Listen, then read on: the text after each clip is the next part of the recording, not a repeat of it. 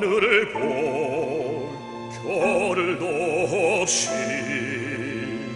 정신없이 세상을 살다가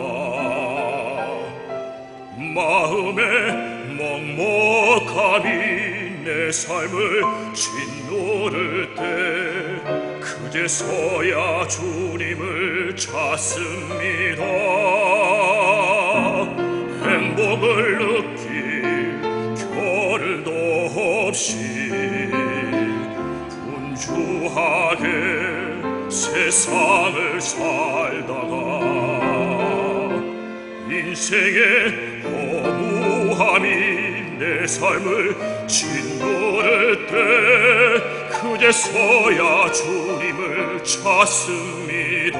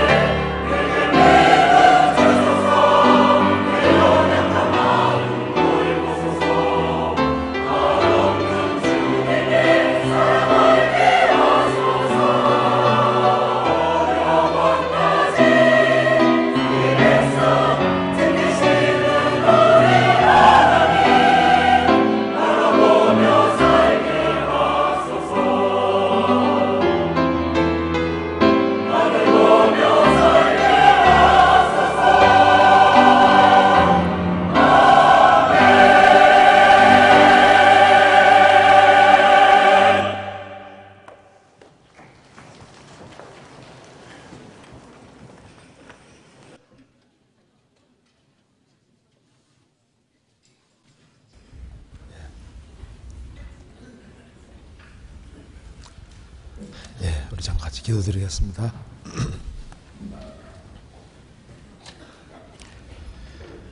자비로우신 우리 아버지 하나님, 오늘도 저희들에게 하루의 삶을 허락해 주신 것을 감사합니다. 역사의 마지막 시대를 살아가는 저희들 주님께서 더욱 크신 은혜와 사랑을 허락해 주셔서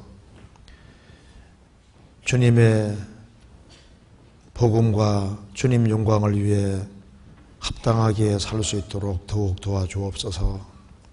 특별히 내일부터 있을 전도 집회 가운데 주님이 함께해 주시고 또 말씀을 증거하실 소관선 목사님에게 지혜와 총명과 능력을 주시고 이번에 많은 사람들이 구원함을 얻을 수 있도록 역사해 주시고 도와주옵소서. 이 집회를 위해서 봉사하고 수고하는 모든 손길에 함께해 주시고 도와주옵소서. 주님이 구원받을 만한 사람들을 많이 연결시켜 주셔서 주님께 영광과 찬송이 돌아가는 귀한 집회가 되도록 역사해 주옵소서. 오늘 이 시간에도 우리에게 필요한 말씀을 주시고 하나님의 말씀으로 우리의 마음을 일깨워 주옵소서. 우리의 사랑하는 가족들, 친척들, 이웃들에게 이 귀한 복음을 더욱 담대히 증거할 수 있도록 도와주옵소서. 특별히 해외 선교하는 선교사님들 가정마다 주님이 지켜주시고 주의 역사를 더욱 나타내 주옵소서. 주 안에 신실한 일꾼들을 더 많이 일으켜 세워주시고 주님 오시는 그날까지 주의 복음을 활발하게 증거하다가 주님 앞에 설 수 있도록 도와주옵소서. 오늘 모든 시종 주 성령께서 함께해 주시고 이 말씀이 우리 심령에 깊이 새겨지도록 역사해 주옵소서. 주 예수 그리스도 이름으로 기도하옵나이다. 아멘. 성경 욥기 23장 찾으시겠습니다. 욥기 23장입니다.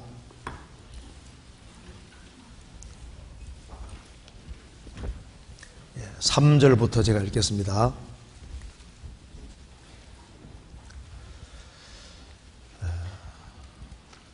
내가 어찌하면 하나님 발견할 곳을 알고 그리하면 그 보좌 앞에 나아가서 그 앞에서 호소하며 변백할 말을 입에 채우고 내게 대답하시는 말씀을 내가 알고 내게 이르시는 것을 내가 깨달으리라.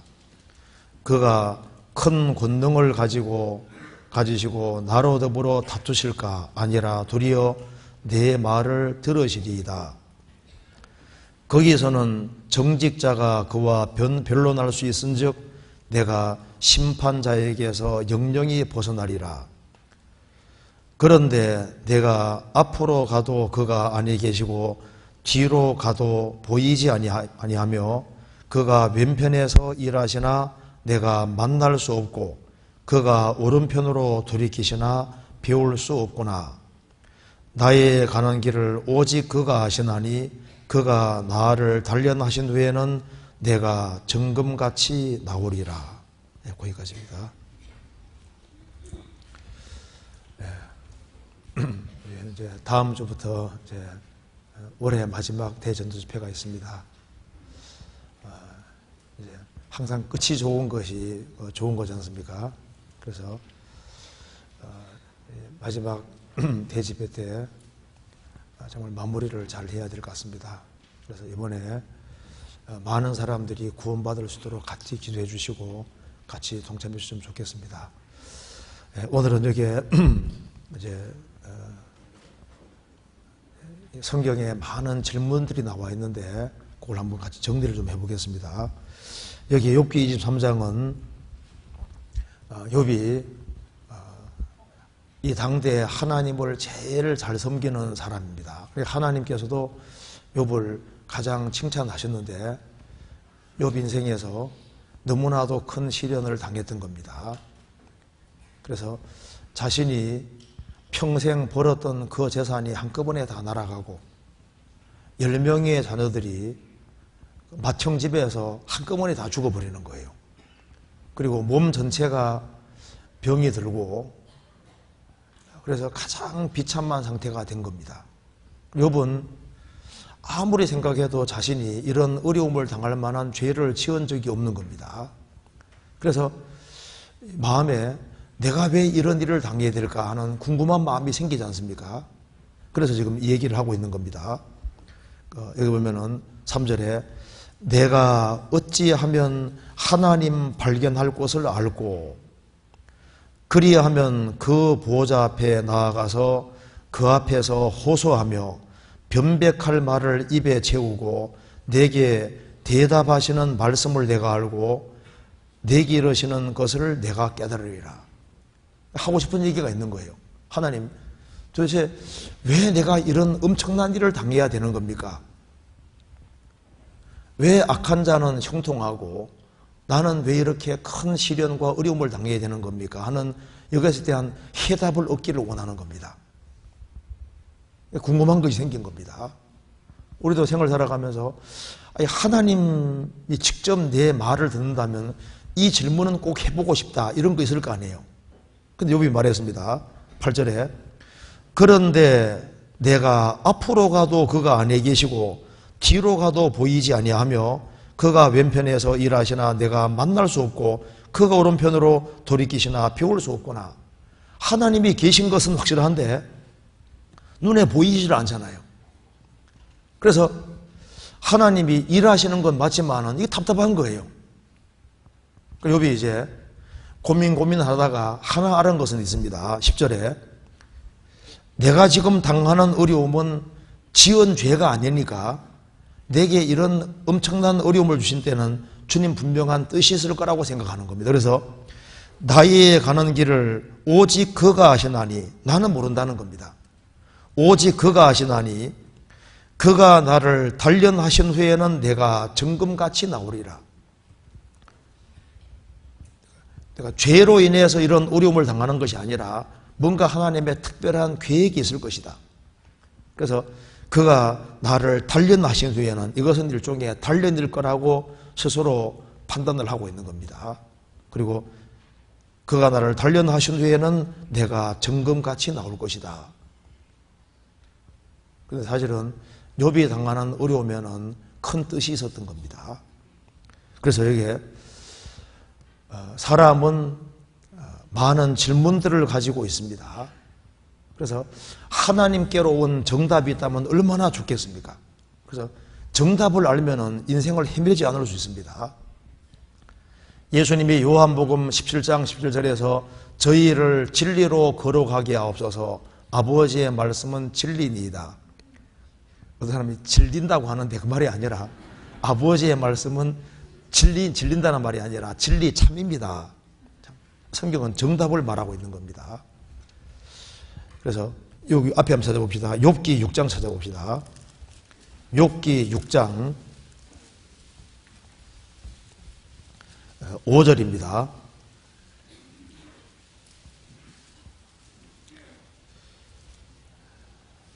들나귀가 풀이 있으면 어찌 울겠으며 소가 꼴이 있으면 어찌 울겠느냐. 싱거운 것이 소금 없이 먹히겠느냐. 달기의 알 흰자위가 맛이 있겠느냐. 들나귀가 배가 고플 때는 풀이 있으면 만족이 됩니다. 소가 꼴이 있으면 어찌 울겠느냐. 배고픈 소는 꼴이 있으면 만족이 됩니다. 싱거운 것에는 꼭 소금이 필요하잖아요. 달걀 알 흰자위가 소금 없이 맛이 있겠느냐. 알 흰자위 먹어보시지 않습니까? 달걀을 먹을 때 그래서 소금이 딱 있어야지 맛이 있잖아요. 그러니까 싱거운 것에는 소금이 꼭 필요한 겁니다. 뭔가 문제가 있으면 또 답이 있는 거예요. 그래서 우리 오늘 이걸 좀 생각해 보겠습니다. 성경에 인생의 질문과 하나님의 질문 이 제목으로 좀 생각을 해보겠는데요. 불신자들이 하나님께 묻고 싶은 질문도 많이 있을 겁니다. 그리고 참 성도가 하나님께 묻고 싶은 질문도 많을 거예요. 그리고 하나님께서 사람들에게 묻고 싶은 질문도 많이 있을 겁니다. 성경에는 이제 질문들이 아주 많은 것이 기록되어 있는데 제가 짧게 간단하게 좀 말씀을 드려보겠습니다. 그래서 먼저 구원을 받지 아니한 이 불신자들이 묻는 질문부터 한번 하나씩 생각을 해봅시다. 이제 성도가 만사가 형통하고 잘 돼갈 때는 불신자들은 보통 침묵을 하고 있다가 성도가 너무나도 큰 곤란과 어려움을 당하면은 불신자들은 의뢰 이런 질문을 하게 됩니다. 야, 너 하나님 믿는다던데 너 꼴이 도대체 뭐냐? 정말 너가 믿는 하나님이 있는 거냐? 이런 불신자들이 이런 조롱조의 질문을 하게 되는 겁니다. 불신자들이 묻는 질문부터 한번 하나 생각해 봅시다. 시편 42편 보시겠습니다. 시편 42편 3절입니다.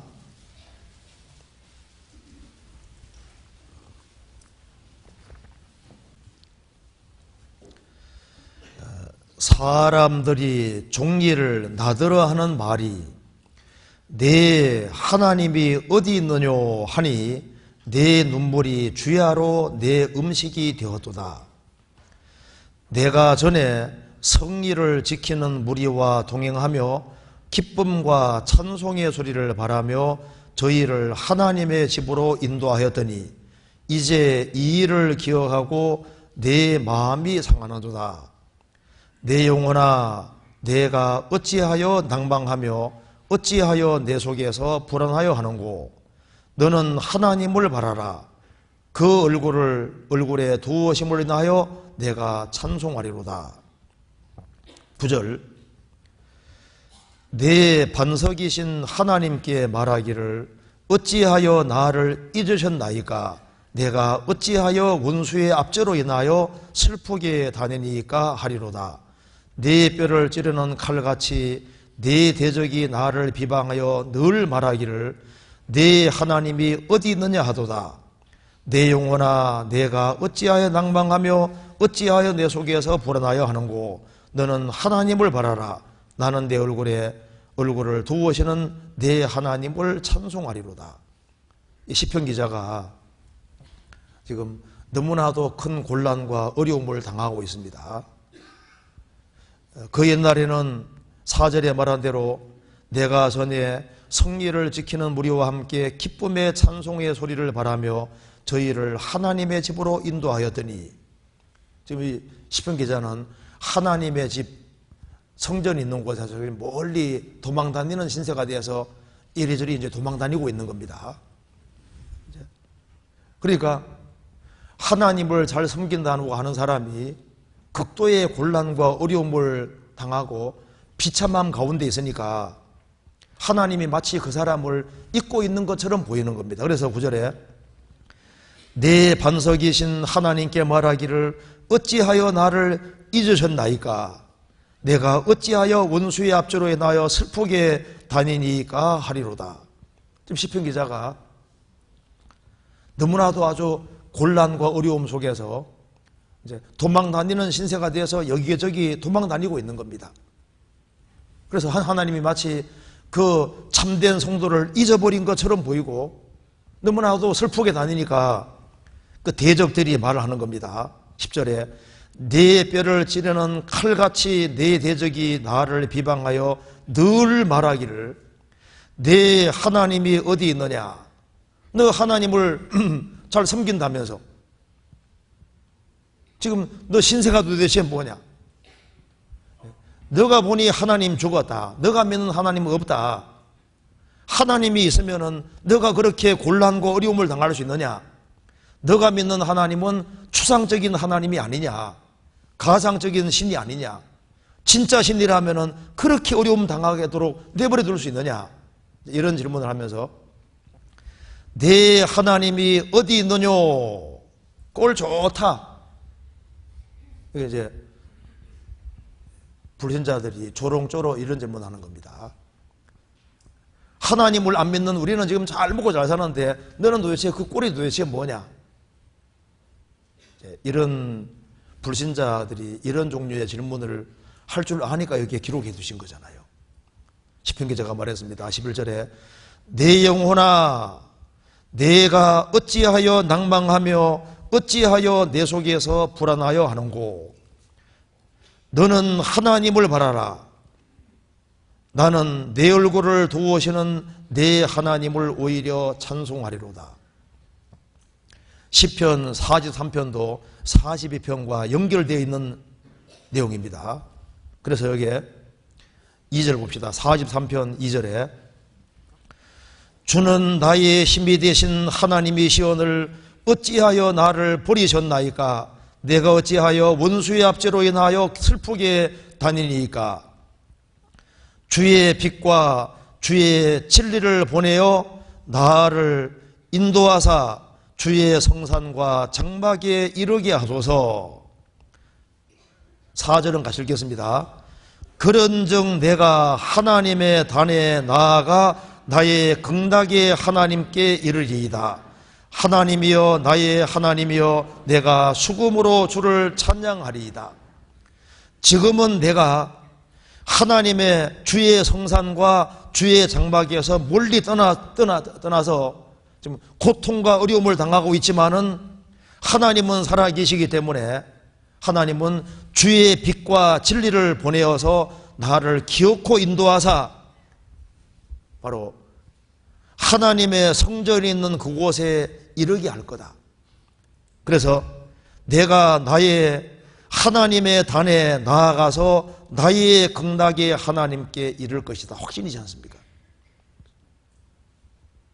이게 극락의 하나님 하니까 어떤 사람도 저 불교의 극락인 줄 아는데 그게 아니라 지극한 즐거움의 하나님이다 그 말입니다. 그러니까 지극한 즐거움을 소유하고 있는 그 하나님께 이르리이다. 그래서 5절에 내 영혼아 내가 어찌하여 낭망하며 어찌하여 내 속에서 불안하여 하는고?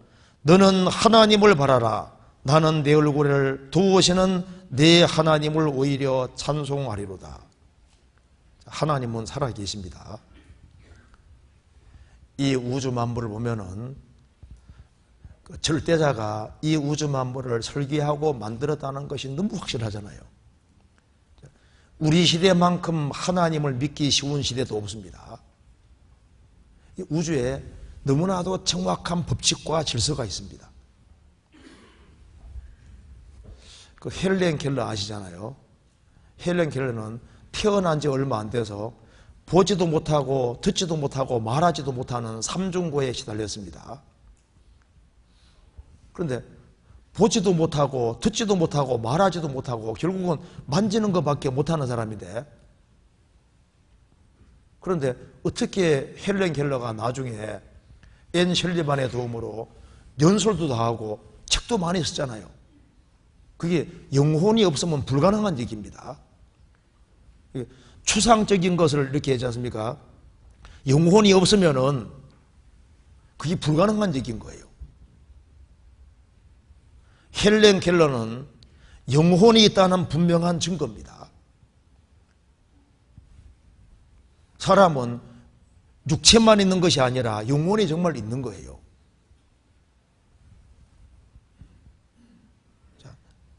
그래서 우리가 어려움을 당할 때 꼭 이 불신자들이 이런 질문합니다. 네 하나님이 어디 있느냐? 네 꼴 좋다. 그런데 조금 시간 지나면은 그 꼴 좋다고 하던 그 사람들은 거꾸러지고 성도는 반드시 일어납니다. 성경 미가서 한번 찾아보시겠습니다. 미가서 7장입니다. 7장 7절 1297페이지입니다.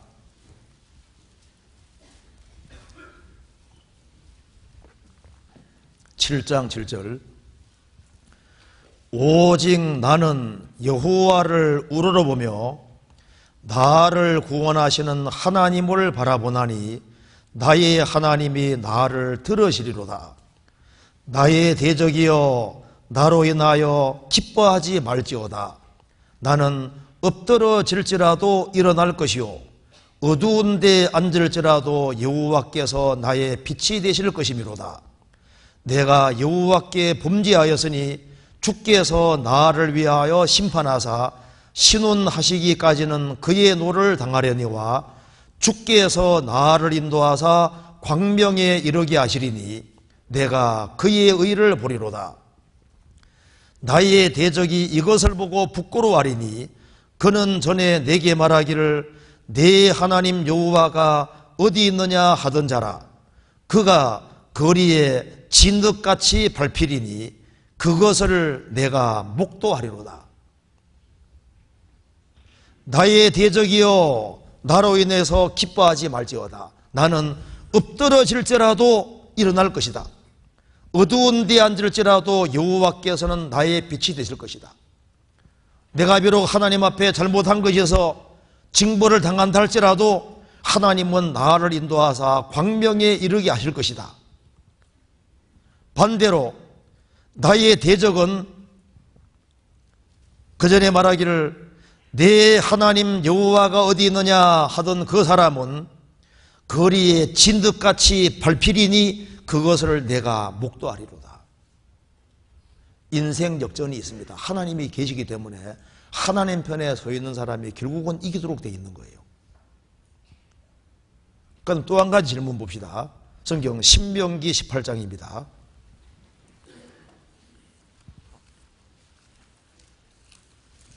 신명기 18장 21절.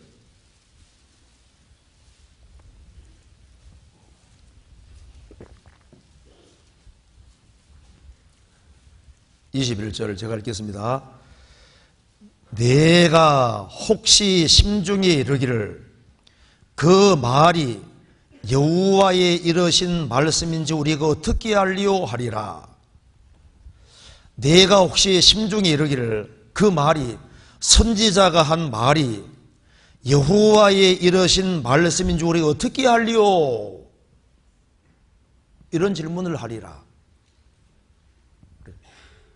이 성경이 어떻게 하나님 말씀이냐? 요즘 사기꾼이 얼마나 많은데요.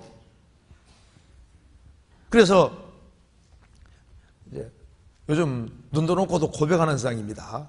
그러니까 이제 뭐 사기꾼이 얼마나 많고 이제 자기가 탁 말해놓고 하나님이 가라사대 하면서 그렇게 할 수도 있잖아요. 그러니까 이거 여호와가 하신 말씀인지 아닌지 이거 어떻게 알리요? 답은 간단합니다. 22절에 만일 선지자가 있어서 여호와의 이름으로 말한 일에 증험도 없고 성취함도 없으면 이는 여호와의 말씀하신 것이 아니요 그 선지자가 방자한 말이니 너는 그를 두려워 말지니라. 어떤 선지자가 하나님의 이름을 도용해서 악용해서 하나님 말씀했다 이렇게 말하면은 그대로 될 리가 없잖아요.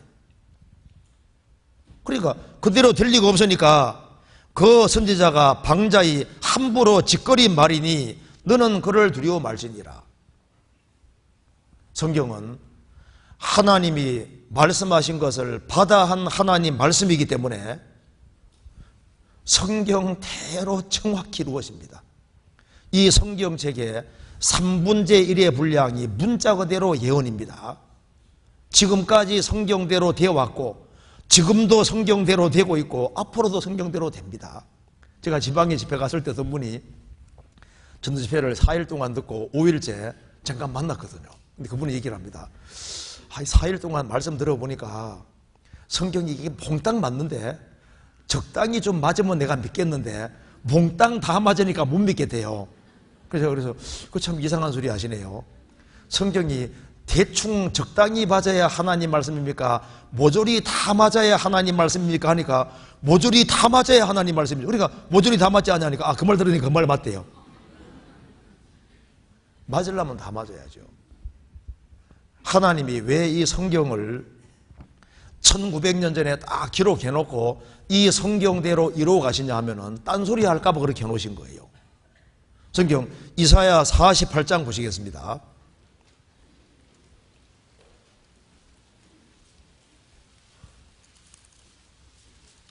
이사야 48장 3절입니다.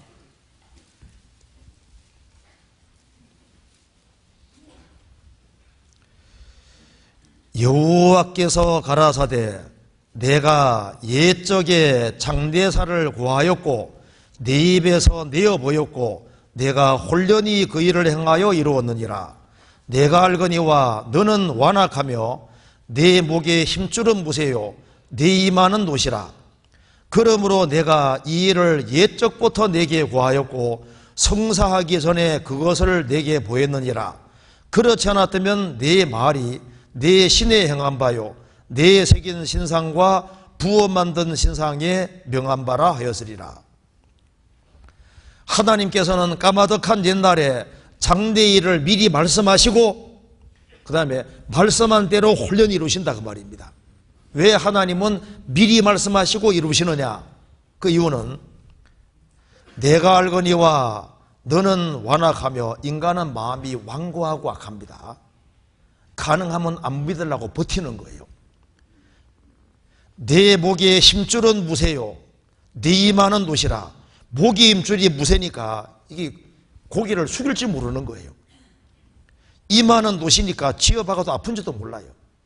그래서 사람들은 마음이 아주 완고하고 강팍해서 가능하면 안 믿으려고 버티잖아요. 그러니까 그러므로 내가 이 일을 옛적부터 내게 구하였고 성사하기 전에 이루어지기 전에 그것을 내게 보였느니라. 미리 말씀해놓고 이루신다 그 말입니다. 그렇지 않았다면 미리 말씀해놓고 이루지 않고 갑자기 이루시면은 너희들이 말하기를 내가 섬기는 신이 그렇게 했다, 내가 부어 만든 신이 그렇게 했다, 우연히 그렇게 됐다, 엉뚱한 소리 할 테니까 그런 소리 못하게 하려고 1900년 전에 성경을 완성해놓고 지금 성경이 3324개 말로 전 세계 다 번역해놓고 전 세계 모든 사람이 보는 앞에서 문자 그대로 탁탁 이루시니까 이건 우연이 아니고 절대자가 한다는 걸 확실히 믿게 하신 겁니다. 그렇잖아요. 그래서 보통 상식을 가진 사람이 상식적인 눈으로 봐도 그대로 이루어주는 게 맞잖아요.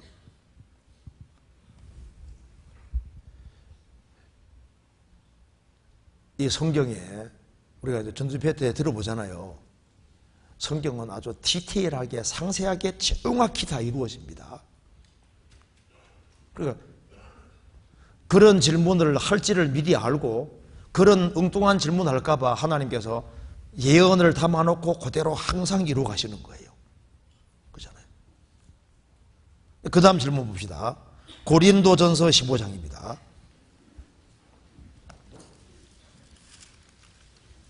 또 이런 질문이 나옵니다.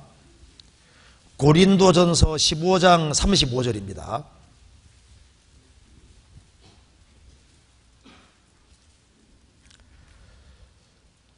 누가 묻기를 죽은 자들이 어떻게 다시 살며 어떠한 몸으로 오느냐 이런 질문을 하리니, 하나님은 다 아시잖아요. 누가 묻기를 죽은 자들이 어떻게 다시 살 수 있느냐, 또 어떠한 몸으로 오느냐 이런 질문을 하리니, 어떻게 다시 살 수 있느냐. 천지를 창조한 창조주가 사람을 직접 만드신 분이 사람이 죽으면은 다시 살릴 능력이 없습니까? 그 조물주의 능력을 몰라서 그런 거예요. 당신들은 어찌하여 죽은 사람 다시 살리심을 못할 것으로 여기시나이까? 하나님은 천지를 창조하셨습니다. 성경의 로마 4장에 그의 믿은 바 하나님은, 아브라함의 믿은 바 하나님은 죽은 자를 살리시며 없는 것을 있는 것 같이 부르시는 이시니라. 무에서 유를 창조하신 분입니다. 없는 것을 있는 것 같이 부르시는 전지전능하신 그 하나님이 사람이 죽으면 원소로 돌아갔는데 그 죽은 사람을 다시 살릴 능력이 없겠냐 그 말입니다. 또 어떠한 몸으로 오느냐, 아니 사람이 죽으면 썩었는데 어떤 몸으로 오겠느냐 이런 질문을 하니까 성경에서 답을 해놨습니다. 36절에 똑똑한 자여 이렇게 되어 있으면 좋은데, 어리석은 자여 너의 뿌리는 씨가 죽지 않으면 살아나지 못하겠고 또 너의 뿌리는 것은 장래의 형체를 뿌리는 것이 아니요 다만 밀이나 다른 것의 알갱이 뿐이로되 하나님이 그 뜻대로 저에게 형체를 주시되 각 종자에게 그 형체를 주시느니라. 42절부터 44절까지 같이 읽겠습니다. 죽은 자의 부활도 이와 같으니 썩을 것으로 심고 썩지 아니할 것으로 다시 살며 욕된 것으로 심고 영광스러운 것으로 다시 살며 약한 것으로 심고 강한 것으로 다시 살며 육의 몸으로 심고 신령한 몸으로 다시 사나니 육의 몸이 있은즉 또 신령한 몸이 있느니라. 어떤 몸으로 오겠느냐? 어리석은 자여, 너희들이 땅에다가 씨를 심는 것이 아니냐? 모양을 심는 것이 아니라 씨를 심는데 씨가 땅에 묻히는 것처럼 육체도 묻히는데 씨가 썩으면은 형상 새로운 모습이 나오지 않느냐? 그것처럼 죽은 자의 부활도 이와 같다. 그래서 여기에 그리스도인의 부활을 말하면서 육체는 썩을 것인데 부활의 몸은 썩지 아니할 것으로, 우리 몸은 욕된 모습인데 부활의 몸은 영광스러운 모습이고, 우리 몸은 약한 모습인데 부활의 몸은 강한 몸, 또 우리 몸은 육의 몸인데 부활의 몸은 신령한 몸으로 다시 사나니 육의 몸이 있은즉 또 신령한 몸이 있느니라. 육체는 썩을 겁니다. 그런데 우리 부활의 몸은 절대 썩지 않습니다.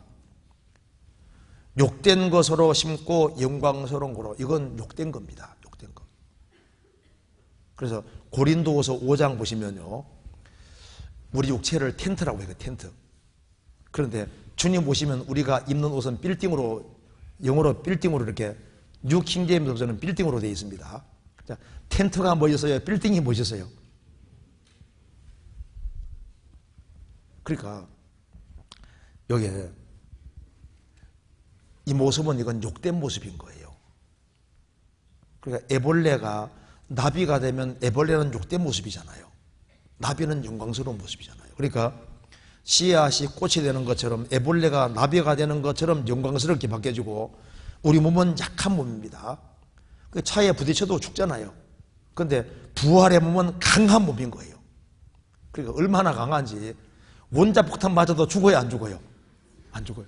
그리고 육의 몸으로 심고 신령한 몸, 이게 무슨 말이냐면은 예수님이 부활하셨을 때 예수님 제자들이 유대인들 무서워해서 문들을 꽁꽁 닫았지 않습니까?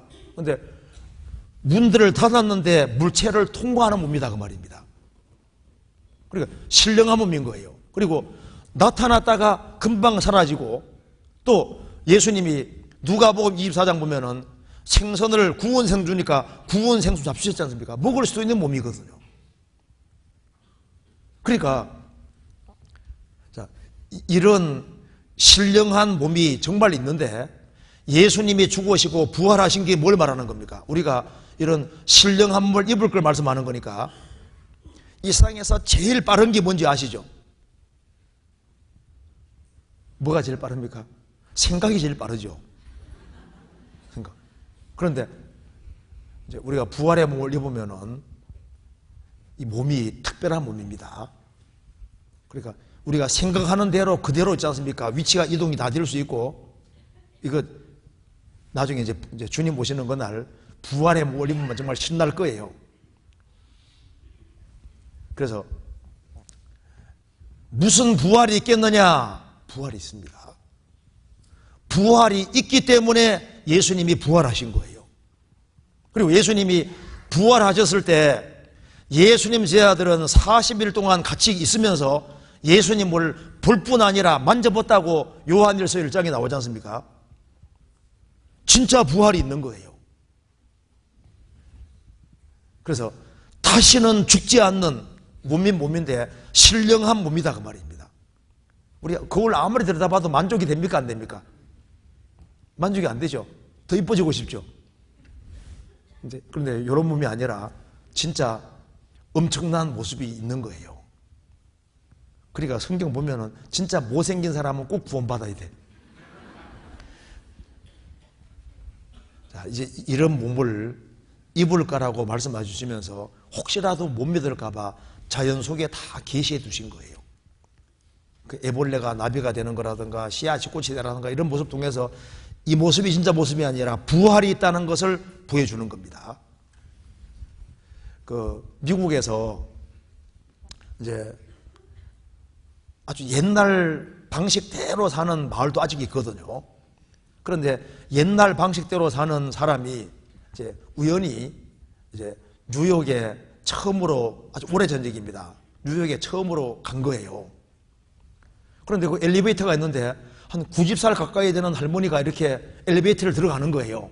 엘리베이터를 처음 본 겁니다. 그분 아버지하고 이제 아들하고 둘이 있지 않습니까? 엘리베이터를 보고 있는데 난생 처음으로 이제 뉴욕에 와본 거예요. 엘리베이터에 들어가는데 할머니가 들어가더니만 한참 후에 탁 문이 철컥 열리는데 젊은 여자가 탁 나오는 겁니다. 그러니까 아버지가 놀래가지고 아들에게 야야야 빨리 가서 엄마 데려오라고. 우리 엄마도 아내도 여기 들어갔다 오면 젊은 여자가 될 거 아니에요. 자, 주님 모시는 그날 완전히 바뀝니다. 그죠? 자, 주님 모시면 안경 쓰던 사람도 어떻게 됩니까? 안경 다 벗어요. 그죠? 불과자도 없어지고 진짜 영광스러운 몸이 정말 있는 겁니다. 그 다음 또 한 가지 질문 봅시다.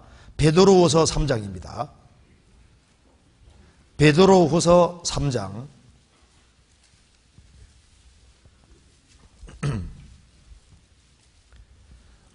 3장 3절입니다. 먼저 이것을 알지니 말세에 기롱하는 자들이 와서 자기의 정욕을 쫓아 행하며 기롱하여 가로되 주의 강림하신다는 약속이 어디 있느냐. 조상들이 잔 후로부터 만물이 처음 창조될 때와 같이 그냥 있다 하니, 여기에 먼저 이것을 알아야 된다.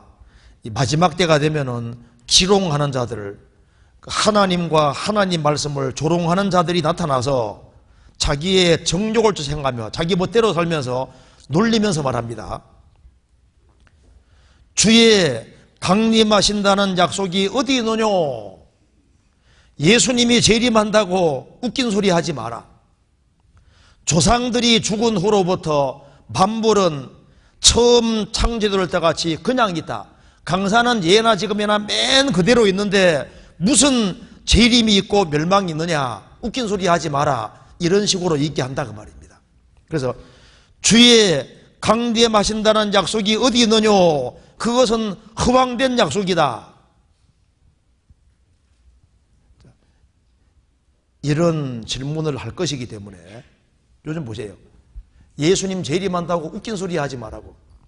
예수님이 강림하신다는 약속이 어디 있느냐. 뭐 종말이 온다고. 강사는 예나 지금이나 맨 똑같아. 무슨 재림이 있고 멸망이 있느냐. 웃긴 소리 하지 마라. 이렇게 말한다고 말입니다. 그래서 성경에 말했습니다. 만물이 처음 창조될 때 같이 그냥 있다고 아니라는 겁니다. 5절에 이는 하늘이 옛적부터 있는 것과 땅이 물에서 나와 물로 성립한 것도 하나님의 말씀으로 된 것을 저희가 불어이지려 함이로라. 최초의 지구도 물속에 있다가 나왔고 노아 홍수 때도 전 세계가 물에 잠겼는데 하나님 말씀으로 다시 나왔잖아요. 그래서 이 지구 전체가 물속에 들어갔다가 나온 것이 너무 확실하잖아요. 전 세계 어디든지 간에 물속에 안 들어간 곳이 없습니다. 저도 지금 그 우연찮게 자꾸 이렇게 자꾸 전도하다 보니까 해외에 자꾸 가보게 되잖아요. 이번에도 그 에콰도르 갔을 때 안데 산맥을 이렇게 넘어가지고 가는데 와, 그게 완전 퇴적층입니다. 이게 자갈들이 있지 않습니까? 차 타고 쫙 가는데도 자갈들이 있잖아요. 산인데 있지 않습니까? 그리고 모래잖아요. 모래. 산속에서 어떻게 모래가 나옵니까? 전 세계가 물에 잠긴 흔적이 얼마든지 있는 거예요. 얼마든지. 지구 전체가 물속에 들어갔다가 나온 것이 너무 확실합니다. 근데 그걸 불어이으려 한다. 불어. 이로 말미암아 그때 세상은 물의 넘침으로 멸망하였으되, 그러니까 강산은 예나 저금이나 맨 그대로가 아니라 과거 쭉 거슬러 가면 노아 홍수 때 물에 의해서 파멸당한 것이 사실인데 그걸 일부러 잊으려고 한다 그 말입니다. 강산은 예나 지금이나 맨 그대로가 아닙니다. 저희 집도 광산에 있기 때문에요. 저희 집이 광산하다 망했습니다. 그래서 이 탄광하고 우리 집하고는 원수지간인데 뭐 이 탄광할 때 돈이 많이 들어갑니다. 근데 뭐 광산을 뭐 한두 개 한 게 아니라 뭐 굉장히 여러 개가 돈 다 없을 때까지 광산 했거든요. 그래서 이제 저희 아버지가 이제 산 깊은 산 속에서 있지 않습니까? 이제 이 다이아마이트 터뜨려가지고 이제 굴진에 들어가는 겁니다. 그런데 거기에서 바위가 탁 깨지는데 그 바위 속에 고사리가 들어가 있는 고사리가. 그래서 가지고 와서 봐라. 천지가 개벽했다. 저 깊은 산 속에 어떻게 고사리가 속에 들어갈 수 있었냐 그 말이에요. 그러니까 확 뒤집어진 거다 그 말입니다. 전 세계가 뒤집어진 흔적은 얼마든지 있는 거예요. 저도 그 참 이상하다. 어떻게 이게 깊은 산 속에 어떻게 고사리가 이렇게 있지 않습니까? 바위 속에 딱 들어가냐 그 말입니다. 그래서 뭐가 뒤집어졌다. 저도 그런 생각했었거든요. 지구는 확 전복된 것이 맞는 거예요. 그래서 이로 말미암아 그때 세상은 물의 넘침으로 멸망하였으되 이제 하늘과 땅은 그 동일한 말씀으로 불사르기 위하여 간수하신 바 되어 경건치 아니한 사람들의 심판과 멸망의 날까지 보존하여 두신 것이니라. 앞으로는 전 세계가 정말 불에 의해서 심판을 받습니다. 그래서 예수님 재림이 어떻게 있느냐, 어떻게 멸망이 있느냐 못 믿겠다, 이런 질문 한다는 겁니다. 성경 요엘서 2장 찾아보시겠습니다. 요엘서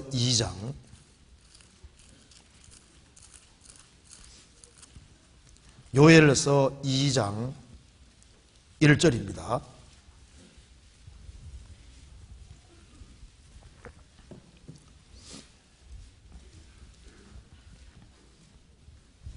(2장 1절)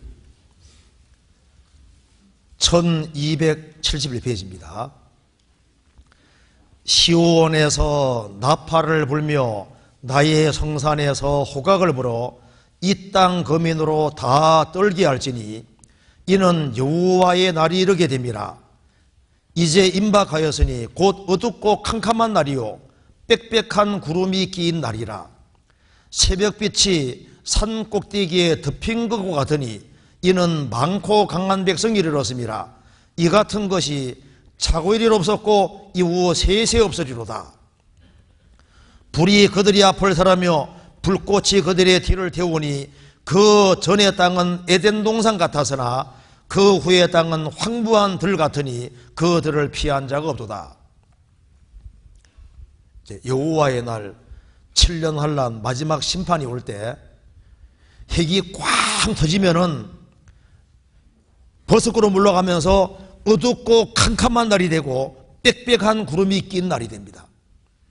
새벽빛이 산 꼭대기에 덮인 것 같으니 낮에 핵이 팡 터져도 새벽에 빛이 쫙 퍼지는 것처럼 있지 않습니까? 그렇게 보인다는 겁니다. 새벽빛이 산 꼭대기에 덮인 것 같으니 이는 많고 강한 백성이 이르렀음이라.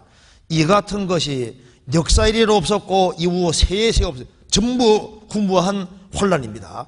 그래서 불이 그들의 앞을 살하며 불꽃이 그들의 뒤를 태우니 그 전의 땅은 에덴 동산같이 아름다웠지만 불이 확 지나가고 나면은 이 지구는 황무한 들 같으니 그들을 피한 자가 없다. 지구는 질투의 불에 삼켜지는 겁니다. 그러면서 그 뒤에 4절 봅시다. 무기 모양을 여기에 묘사하고 있는데 그 모양은 말 같고 그 달리는 것은 기병 1번 밑에 전쟁하는 전마 같으며 그들의 산 꼭대기에서 뛰는 소리가 병거 소리와도 같고 불꽃이 초계를 사르는 소리와도 같으며 강한 군사가 항오를 부리고 싸우는 것 같으니 그 앞에서 만민이 송구하여 하며 무리의 낯빛이 하얘졌도다. 그들이 무기들이 용사같이 달리며 무사같이 성을 더이 잡고 오르며 기오르며 각기 자기 길로 행하되 그 항호를 어기지 아니하며 피차에 부딪히지 아니하고 각기 자기 길로 행하며 병기를 충돌하고 나아가나 상치 아니하며 성중에 뛰어들어가며 성 위에 달리며 집에 더이 잡고 오르며 도적같이 창으로 들어가니 그 앞에서 땅이 진동하며 하늘이 떨며 일월이 캄캄하며 별들이 빛을 거두도다. 무기 모양이 막 말같이 막 달리고 전쟁하는 말같이 달리고 산 꼭대기에서 뛰는 소리가 병거가 굴러가는 소리 같고 불꽃이 마른 풀을 사르는 소리 같아.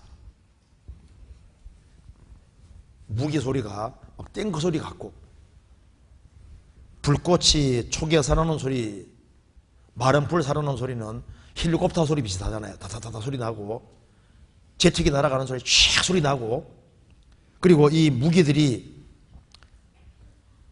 용사같이 달리고 무사같이 막 건물을 막 기어오르고, 제가 멕시코 가서 어떤 분에게 상담하면서 얘기하니까 이거 로봇 무기네요 하더라고. 제가 로봇 무기라고 말 안 했는데 이거 로봇 무기네요. 로봇. 요즘 로봇 많이 개발되잖아요. 무기들이 막 건물로 쫙 기어오르고 막 달려가고. 그래서 이 요한계시록 9장에는 이 말씀 받아서 마지막 전쟁 무기가 말 같은데 거기서 막 불과 연기와 유황이 나온다 그러지 않습니까? 성경에서는 마지막 전쟁이 자세하게 묘사되어 있습니다. 예수님이 강림하신다는 약속이 어디 있느냐? 재림 웃긴 소리 하지 마라. 요즘도 있지 않습니까? 뭐 재림 징조가 확실하게 나타나 있는데 웃긴 소리 하지 말라고 안 믿는 사람 많잖아요. 그리고 또 한 가지 질문 봅시다. 시편 4편에 보시겠습니다. 또 이런 질문 합니다. 시편 4편 6절입니다.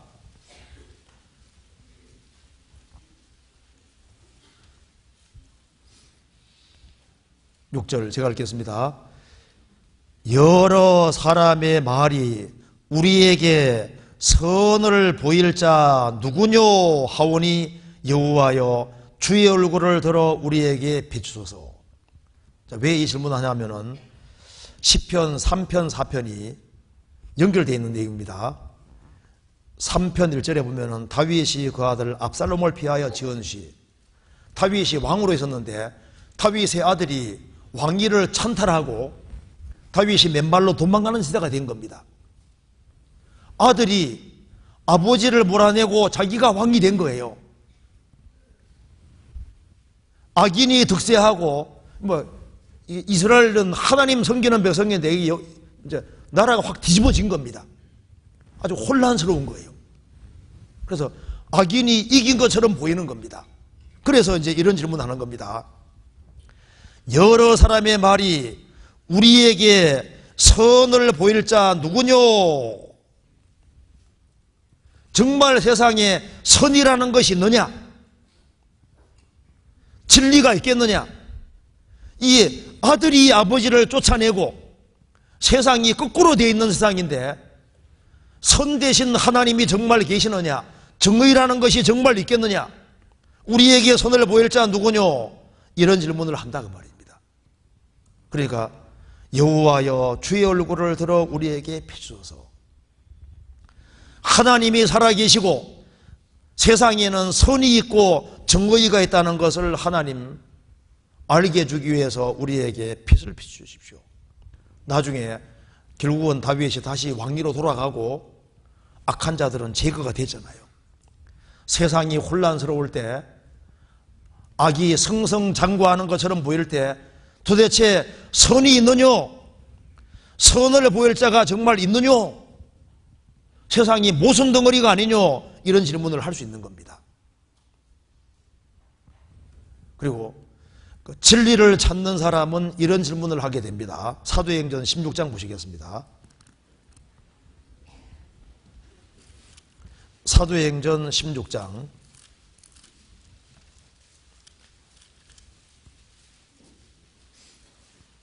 30절입니다.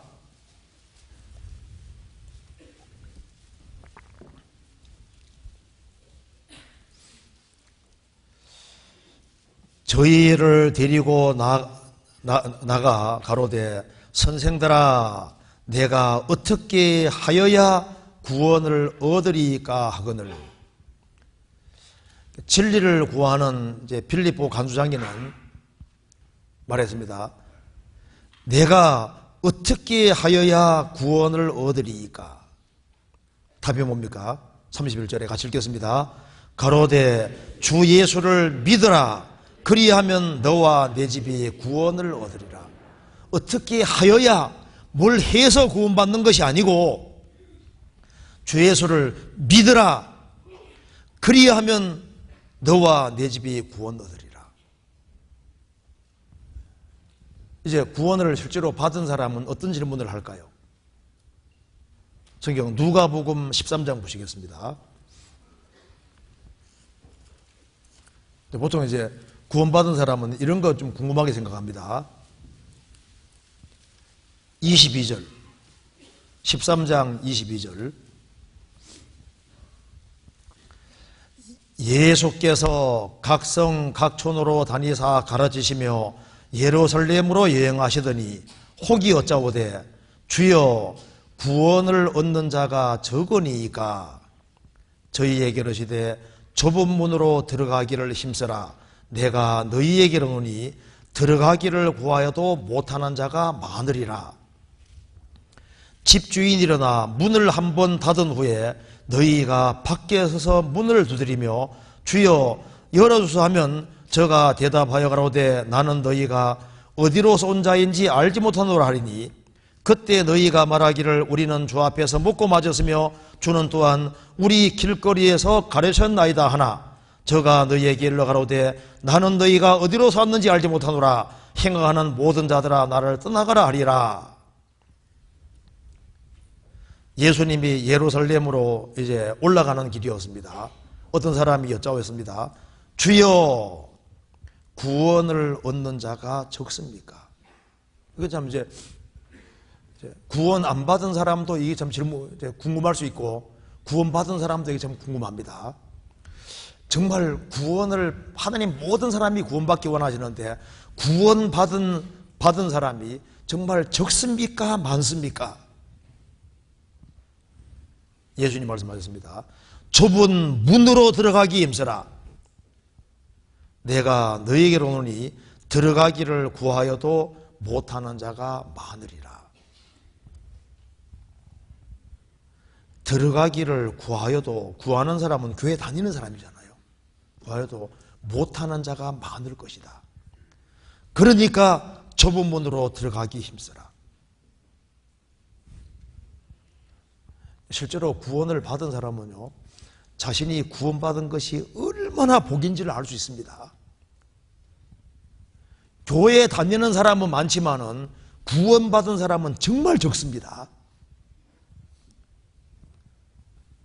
내가 정말 좁은 문을 통과했을까? 정말 구원을 받았을까?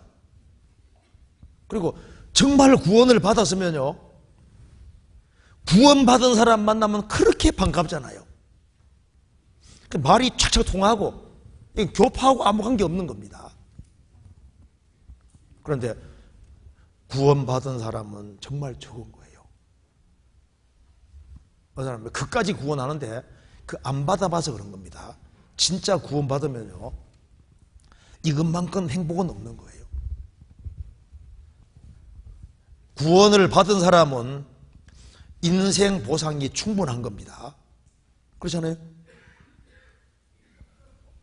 아니, 구원을 받은 사람이 아주 가난하게 살아도 속으로 나는 행복한 사람이라고 생각하도록 되어 있습니다. 구원 받으셨어요?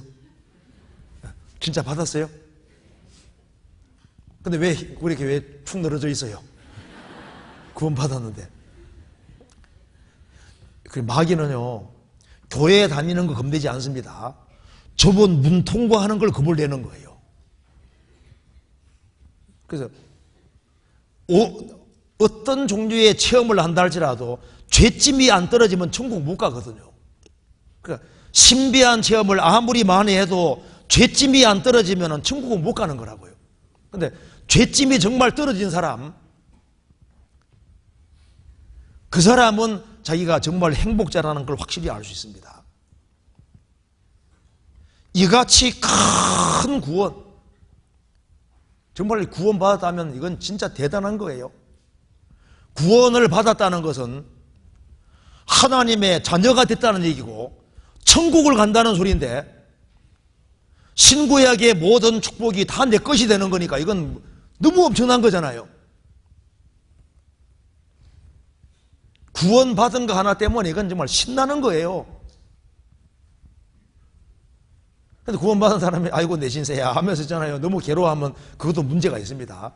진짜 구원받았는지 점검해 봐야 돼요. 구원받은 사람은 적습니다. 성경에 말하기를 청함을 받은 자는 많되 택함 입은 자는 적으니라. 적은 무리여 무서워 말라. 너희 아버지께서 그 나라를 너희에게 주시기를 기뻐하시느니라. 하나님 나라 상속받는 사람은 적은 무리입니다. 많은 사람 중에서 나 같은 사람이 구원을 받았다, 내가 정말 천국 가게 됐다, 이게 얼마나 엄청난 거예요. 그래서 구원받은 사람은 정말 구원받은 사람이 얼만큼 될까? 그래서 정말 만나서 보면요, 이게 아니잖아요. 받은 같은 얘기해 보면 아니거든요. 저도 거듭나고 난 이후에 대학 생활하면서 대학교 1학년 때 제가 구원받았거든요. 그래서 이제 선교단체 사람들 많이 만나잖아요. 뭐 CCC도 있고 뭐 내비게이션 선교단체 많이 있는데 만나면요, 이 복음이 중요한 게 아닌 거예요. 그거 다 아는 건데 왜 자꾸 그 얘기 하냐고. 저는 이게 중요한 건데 중요하게 생각 안 하거든요. 그거 다 아는 건데, 다 아는 게 아니라 진짜 믿어지면은 이게 나 천국 가게 해주세니까 이게 얼마나 큰 건데, 그까짓 거 다 아는 건데, 그까짓 거 아는 사람은 이론이니까 그까짓 것인데, 성령의 도우심으로 믿어지면요, 이게 얼마나 크고 중요한지 알 수 있잖아요.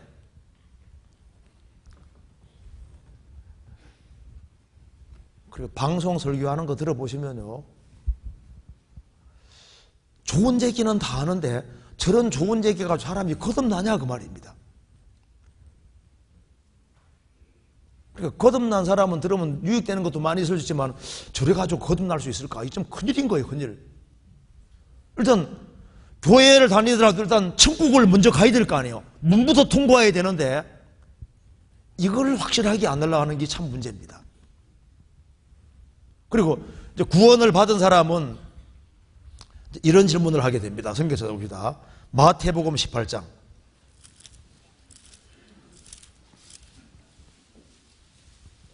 1절입니다.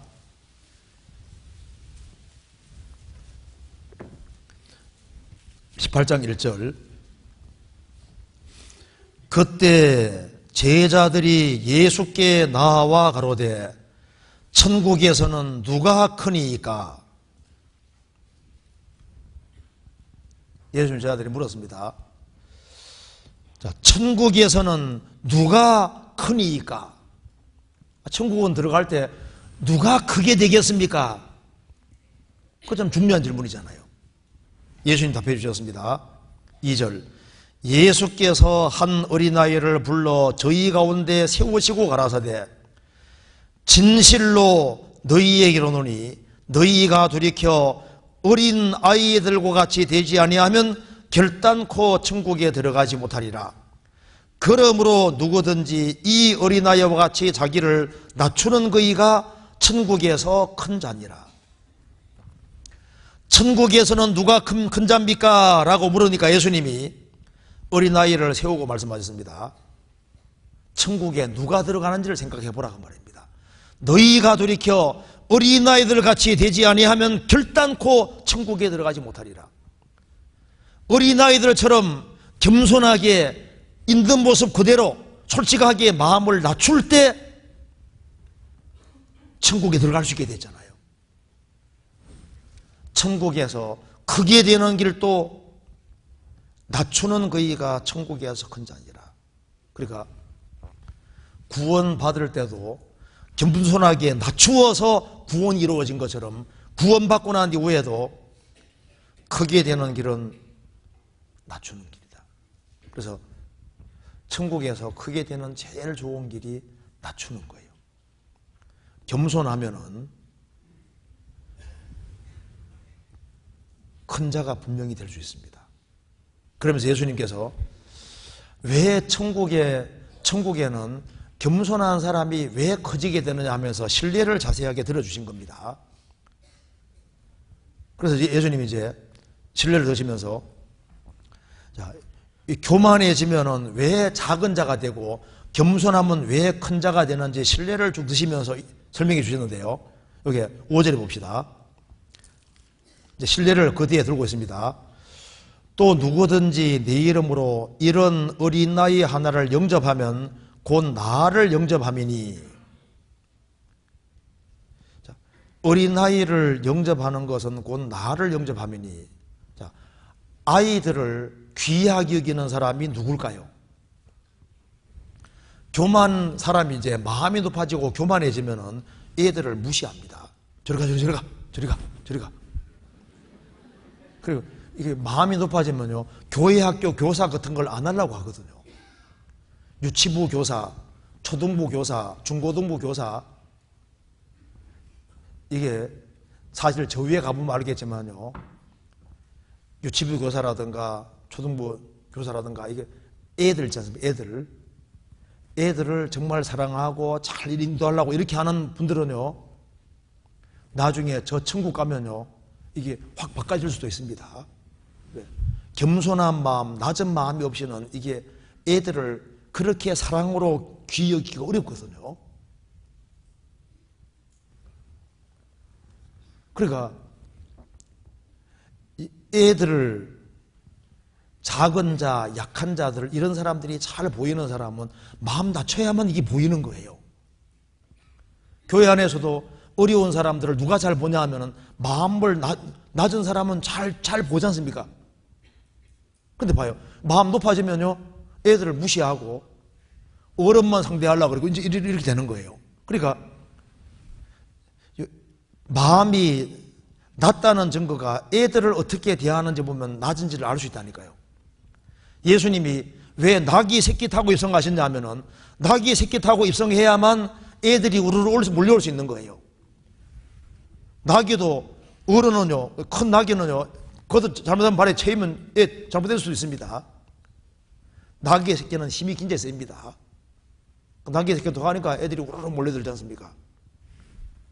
예수님은 애들까지도 다 생각하고 나귀의 새끼 타신 거예요. 그리고 어디에 6절을 봅시다. 나를 믿는, 누구든지 나를 믿는 이 소자 중 하나를 실족해 하면 차라리 연자의 똘을 금고기에 달리우고 깊은 바다에 빠뜨리는 것이 나으니라. 실족해 하는 일들이 있음을 인하여 세상에 화가 있도다. 실족해 하는 일이 없을 수는 없으나 실족해 하는 그 사람에게는 화가 있도다. 왜 실족이 생기냐 하면은 마음이 높아지는 사람은 잘못하면은 다른 사람을 넘어뜨릴 수 있는 거예요. 그런데 마음을 낮추는 사람은 다른 사람을 절대 실족을 안 시킵니다. 교만한 사람이 상처를 주고 실족을 시키는 거예요. 겸손한 사람은 실족을 안 시킵니다. 그러니까 다른 사람, 겸손하면은 다른 사람들을 세우는 사람이 되니까 당연히 큰 사람이 될 수 있는 거라고. 그렇죠? 그 다음에 그 뒤에 12절, 10절 봅시다. 삼가 이 소자 중에 하나도 없인 여기지 말라. 너희에게 말하노니 저희 천사들이 하늘에 계신 내 아버지 얼굴을 항상 배옵느니라. 마음을 낮추면은 교회 안에 구원받은 소자 하나도 없인 여기지 않잖아요. 구원받은 사람에 대해서 함부로 얘기하지 않는다 그 말입니다. 그런데 마음이 교만해지면은 뭐 이영재가 이렇고 이자매가 이렇고 하면서 있지 않습니까? 그 막 구설수에 올려가지고 막 이렇게 막 비판하고 비방하고, 교만하면은 무조건 손해보게 되는 겁니다. 삼가 이 소자 중에 하나도 없인 여기지 마라. 저희 천사들이 하늘에 계신 내 아버지 얼굴을 항상 배우느니라. 항상 하나님께 보고하고 있거든요. 천사가 하나님 저 누가요 저 성도 누구누구를 비방하는데요 딱 보고 되는 겁니다. 그러니까 마음을 낮추면은 소자 하나도 부족한 것이 보여도 다 잘 되기를 바라게 돼 있으니까 그 사람이 복받고 높아지게 되는 거예요. 그 다음에 13절에 12절입니다. 너희 생각에는 어떠하겠느냐? 만일 어떤 사람이 양 100마리가 있는데 그중 하나가 길을 잃었으면 그 99마리를 산에 두고 가서 길 잃은 양을 찾지 않겠느냐? 진실로 너희에게 이르노니 만일 찾으면 길을 잃지 아니한 99마리보다 이것을 더 기뻐하리라. 이와 같이 이 소자 중에 하나라도 이뤄지는 것이 하늘에 계신 너희 아버지의 뜻이 아니니라. 마음이 높아지면은 아니 99마리 있으니까 한 마리 길을 잃든 말든 그럴 수 있는데 마음을 낮추는 사람은 길 잃은 한 마리 양이 있으면요 이것 때문에 항상 예타하고 찾아다니잖아요.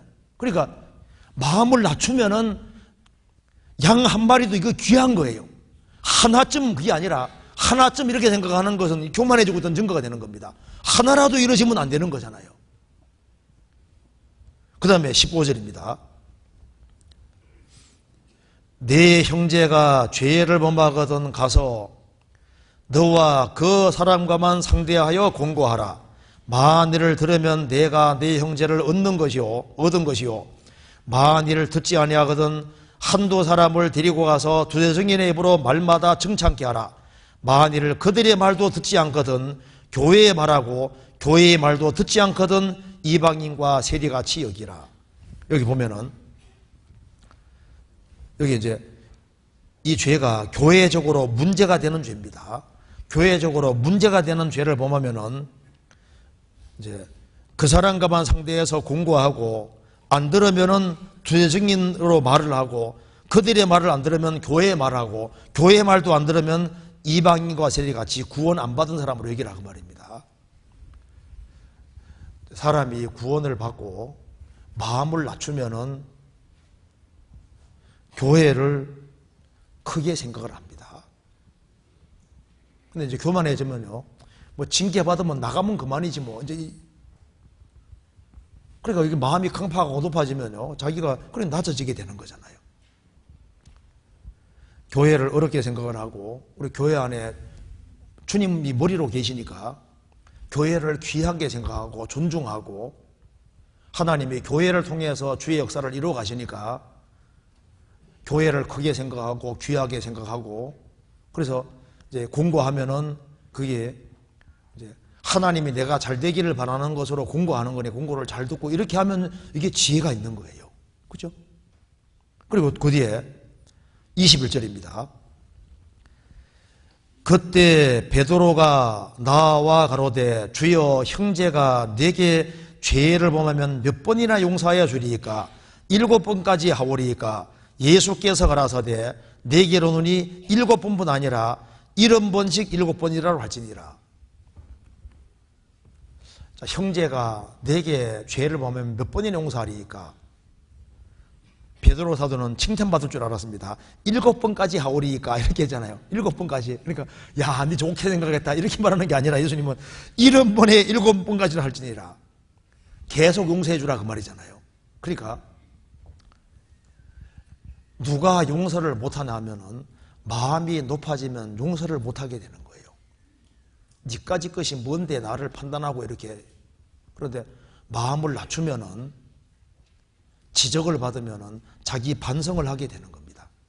그리고 내가 다른 형제자매에게 잘못한 건 크게 생각하고 다른 형제자매가 내게 잘못하는 것은 작게 생각하는 거예요. 그리고 나는 주님 앞에 1만 달란트 탕감받은 사람이기 때문에 형제자매가 내게 개인적으로 문제 주는 것은 그건 기꺼이 사랑으로 받아주고 용서할 수 있어야지 맞다 그 말입니다. 그러니까 여기에 예수님이 천국에선 누가 크니 가면서 낮추는 자가 크다고 이렇게 말하면서 왜 그런지 신뢰를 들은 거예요.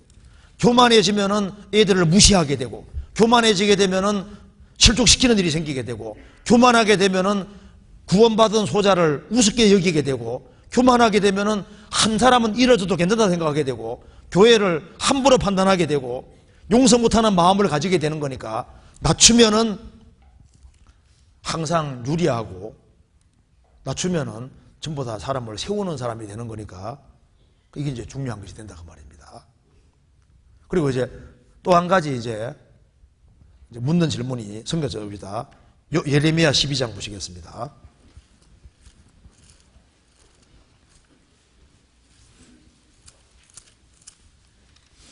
(12장) 1절입니다.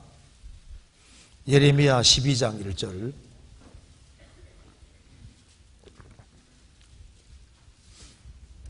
제가 읽겠습니다. 여호와여, 내가 주와 쟁변할 때에는 주는 의로우시니이다. 그러나 내가 주께 질문하옵나니 악한 자의 길이 형통하며 패역한 자가 다 안락함은 무슨 연고니이까? 하나님, 내가 질문 하나 하겠는데요. 악한 자의 길이 형통하고 하나님을 거스르는 자가 다 안락하면 무슨 연고입니까? 하나님을 잘 섬기는 나는 이렇게 고통을 받고, 하나님을 안 섬기는 사람은 만생통하는 이유가 도대체 뭡니까? 시편 73편에도 똑같은 내용이 나옵니다. 시편 73편에 보면은 시편 기자도 이게 문제가 생긴 거예요. 하나님은 선하신 분이니까 분명히 선을 행하는 사람이 형통하게 될 텐데, 악을 행하는 사람은 만사가 편안하고 잘 돼가고 자신은 매일 얻어 터지는 거예요. 그래서 왜 이런 일이 있을까 고민하다가 깨달은 것이 하나 있습니다. 성경 시편 73편 봅시다. 73편에 시편 기자가 뭘 깨달았냐 하면은 이걸 딱 깨우친 겁니다. 13절.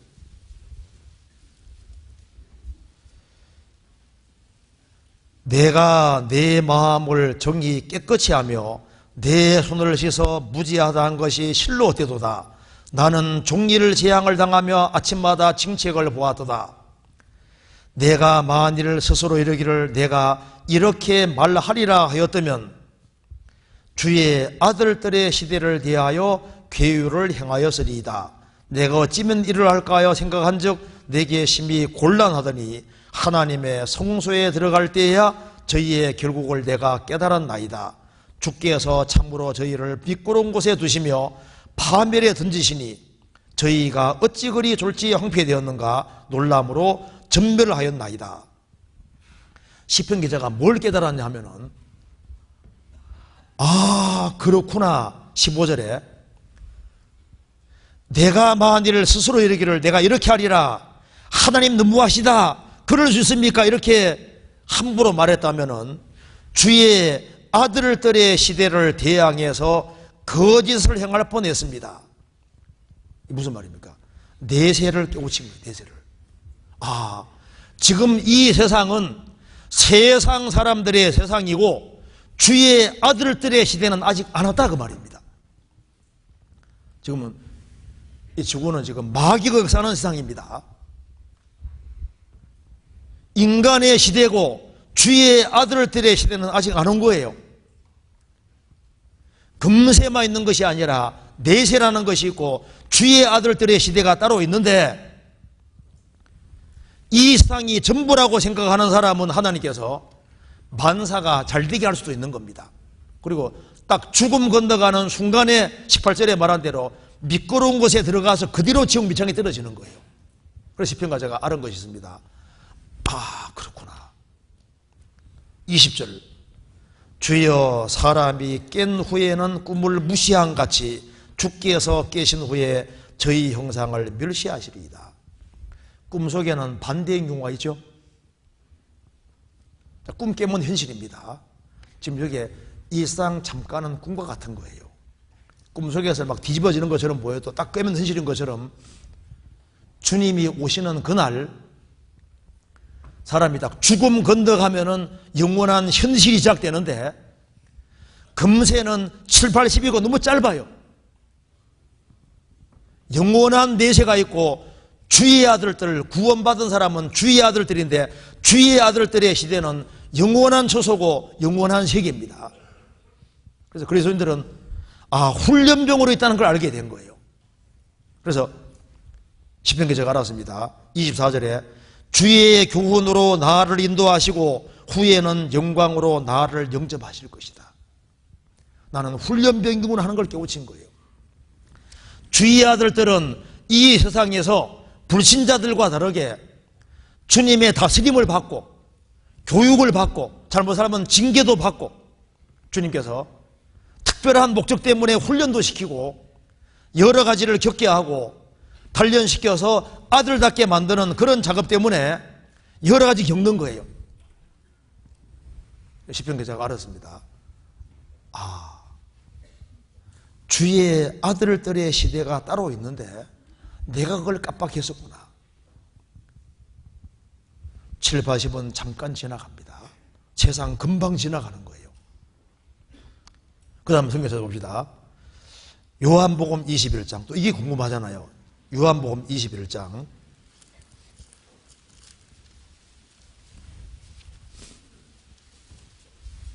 18절입니다.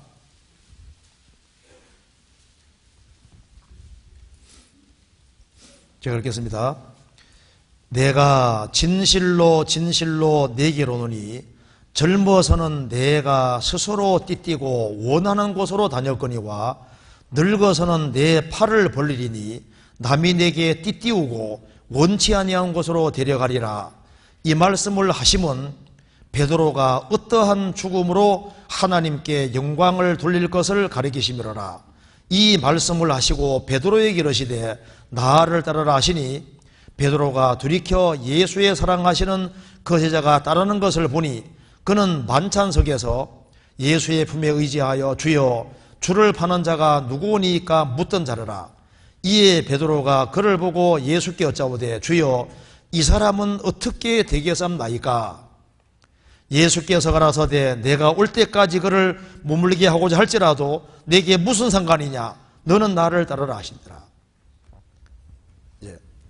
예수님 말씀했습니다. 베드로 사도에게 너는 젊어서는 내가 스스로 띠띠고 원하는 곳으로 다녔지만 늙어서는 내 팔을 벌릴 것이다. 십자가에 못 박혀 죽을 것을 말씀하신 겁니다. 베드로는 거꾸로 박혀 죽었지 않습니까? 너는 너의 팔을 벌리고 죽게 될 것이다. 그러니까 베드로 사도가 궁금해졌습니다. 사도 요한이 가까이 다루고 있으니까 예수님, 이 사람은 어떻게 되겠습니까? 사도 요한은 어떻게 되겠습니까? 궁금하죠? 이 사람은 어떻게 될까요? 이 사람 코스가 어떻게 될까요?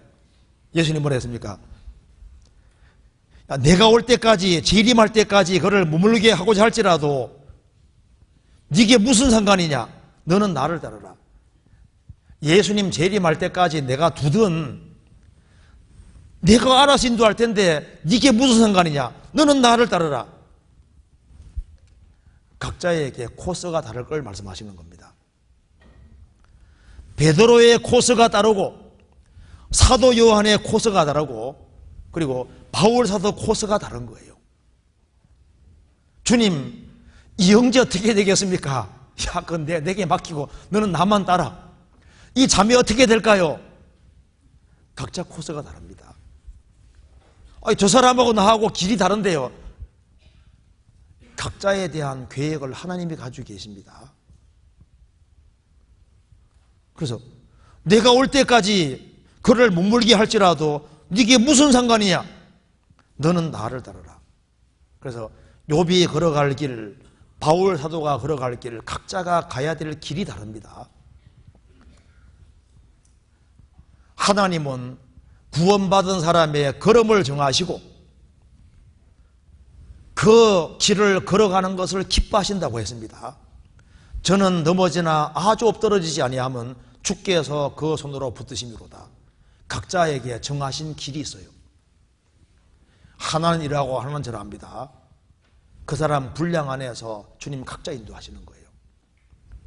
이 사람은 어떻게 되겠습니까? 궁금한데 야, 네 걱정이나 해. 너는 나만 따르면 돼. 그 말인 겁니다. 그리고 이제 하나님이 우리에게 묻는 질문 간단하게만 생각을 해봅시다. 자, 하나님의 첫 번째 질문이 어디 나오는지 아시죠? 성경 찾아봅시다. 창세기 3장입니다. 창세기 3장 9절입니다. 이게 하나님의 최초의 질문입니다.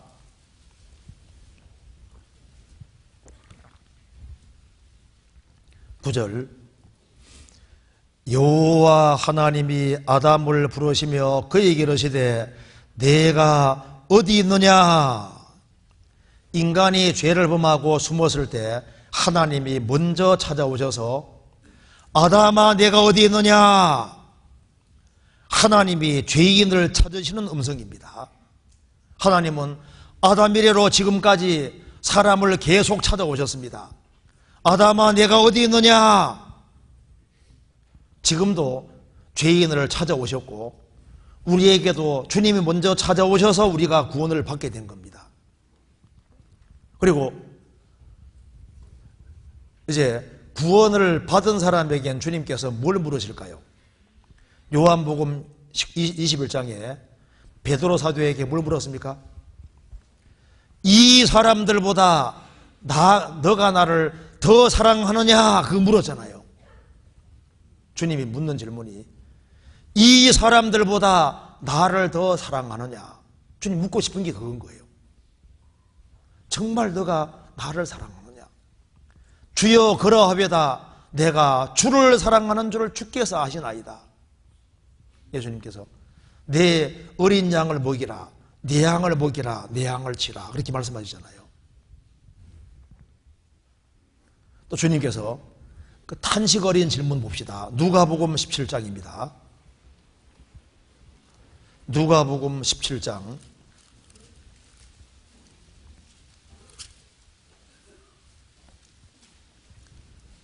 17장 17절입니다.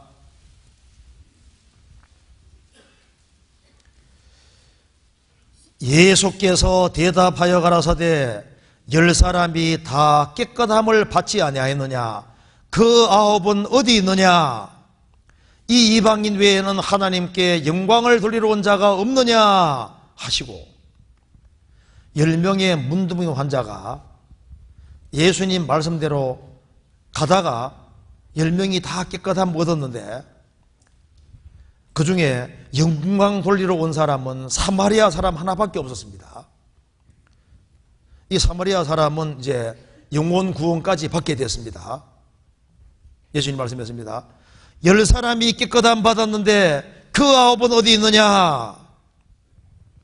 이게 구원받은 사람에게도 적용할 수 있습니다. 10명이 구원을 받았는데 여기 문맥에서는 여기 9명은 주님이 구원을 확정 안 해주셨습니다. 사마리아 사람만 구원받았다고 분명히 말해주셨습니다. 나머지 9명은 나중에 믿은지 그건 알 수 없지만은요, 일단 육체만 고침받은 겁니다. 이제 이게 우리 신앙생활도 적용할 수 있는데 10명이 구원을 받았는데 그 9은 어디 있느냐. 영광 돌리러 돌아온 자가 이 한 사람밖에 없느냐. 그 9은 어디 있느냐. 이 질문이 우리에게도 적용될 수 있습니다. 지금 구원받은 사람 10명이 있는데 정말 영광을 돌리는 사람은 너무 적은 거예요. 롯은 성경에 구원받은 사람으로 되어 있는데 롯이 아브라함 떠나서 소돔에 가 있잖아요. 어떤 사람은 구원을 받았는데 교회에 연결되지 않고 저 소돔 같은 세상에 있을 수도 있는 겁니다. 대만은 바울 사도의 동역자인데 바울 사도와 같이 동역하다가 세상 사랑에서 데살로니가로 가버렸습니다. 10명이 기껏함 받았는데 그 9은 어디 있느냐. 어떤 사람은 세상에 가 있고 세상에 얽매여 있고 환난과 역경 때문에 아예 주저앉은 사람도 있고 마귀 시험에 빠져 있는 사람도 있고 무리와 분리돼서 엉뚱한 교리에 빠진 사람도 있고 여러 부류의 사람이 있을 수 있습니다. 10명이 다 깨끗함 받았는데 그 9은 어디 있느냐. 주님의 탄식 소리는 탄식이 섞인 음성인 겁니다. 한 군데만 더 보시겠습니다. 열왕기상 19장입니다. 열왕기상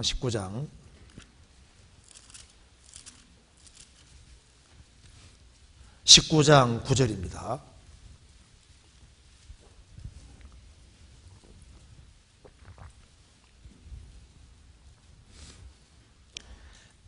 엘리야가 그곳 굴에 들어가 거기에서 유하더니 여호와의 말씀이 저에게 임하여 이르시되 엘리야야 내가 어찌하여 여기 있느냐.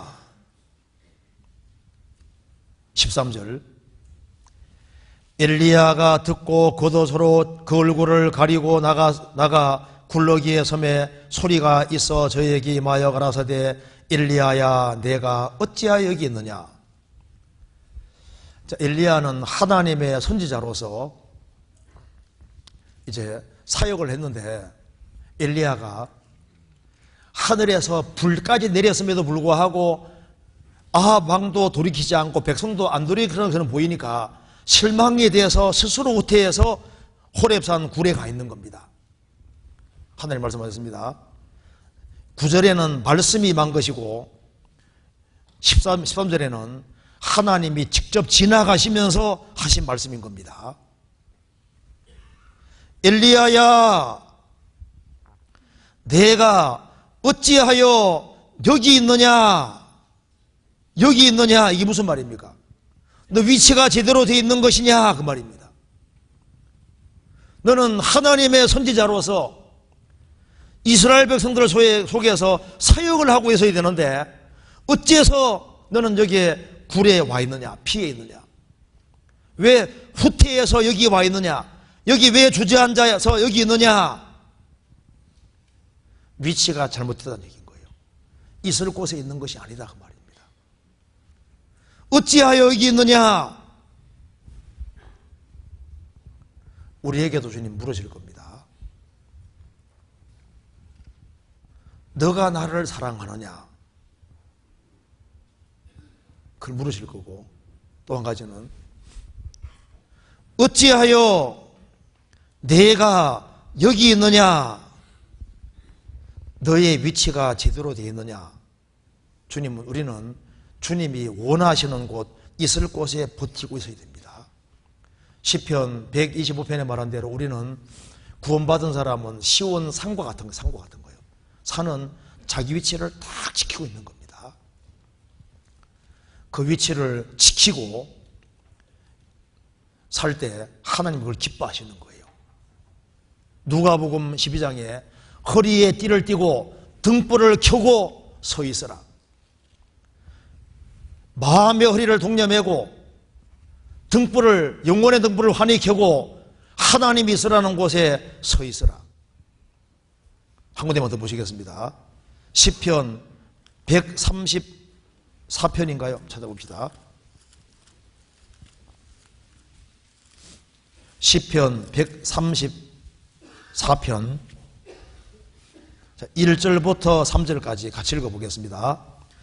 밤에 여호와의 집에 섰는 여호와의 모든 종들아 여호와를 송축하라. 성소를 향하여 너희 손을 들고 여호와를 송축하라. 천지를 지으신 여호와께서 시온에서 내게 복을 주실지어다. 밤에 여호와의 집에 섰는 여호와의 모든 종들아. 우리가 신앙생활 하는데 위치 지키는 게 결코 쉬운 것이 아닙니다. 내가 어찌하여 여기 있느냐? 하나님이 주신 위치가 있으면은 그 위치에 딱 버티고 서야 돼요. 그리고 하나님의 집에 서 있고 밤에도 서 있는 것처럼 인생의 고달픈 밤에도 힘든 밤에도 자기 위치를 딱 지키고 있어야 됩니다. 밤에 여호와의 집에 섰는 여호와의 모든 종들아 여호와를 송축하라. 천지를 지으신 여호와께서 시온에서 내게 복을 주실지어다. 어떤 어려움이 있어도 주님이 정하신 그 위치에 딱 자리를 지키고 있는 사람, 그 사람은 천지를 지으신 여호와께서 주시는 복을 받을 수 있는 겁니다. 우리가 이제 내일부터 집회가 있는데 전도 집회 했을 때 우리가 어디에 서야 될까요? 집회에 참여 안 하면요, 엘리야야, 내가 어찌하여 여기 있느냐? 왜 방에 들어 누워서 텔레비전 보고 있느냐? 여기 수양에 와서 요 자리에 있어야지. 자, 대집회할 때는 우리 자리가 어딜까요? 어찌하여 여기 있느냐? 여기 구원받은 우리 전도집회하는 그 자리에 같이 합력하고 같이 희생하고 수고하고 인도하는 사람이 없을지라도 같이 있는 것이 그게 성도가 있을 자리에 속하는 겁니다. 그래서 그 위치를 잘 같이 지키시고 같이 합력하고 수고함으로 우리 이번 마지막 집회를 잘 하면요, 끝이 좋으면 다 좋은 게 되는 거예요. 그렇지 않습니까? 그 마무리를 잘하고 하는 경광이 되어야 되겠습니다. 그래서 우리 오늘 간단하게 불신자들이 묻는 질문, 그리고 성도들이 물을 수 있는 질문, 그리고 하나님이 묻는 질문 아주 간단하게 좀 생각을 해봤습니다. 같이 기도하시겠습니다. 자비로우신 우리 아버지 하나님, 저희들을 주의 보배로운 피로 구원해 주시고 소망 가운데 살게 해주시는 것을 감사합니다. 주님께서 말씀하신 대로 주님이 원하시는 위치에서 설 수 있도록 도와주시고 바른 위치에서 주님을 섬길 수 있도록 도와주옵소서. 내일부터 있을 모든 집회 가운데 함께해 주시고 도와주시옵소서. 우리 구주 예수 그리스도 이름으로 기도하옵나이다. 아멘. 예, 찬송 같이 부르시겠습니다. 434장입니다. 나의 갈 길을 다 가도록.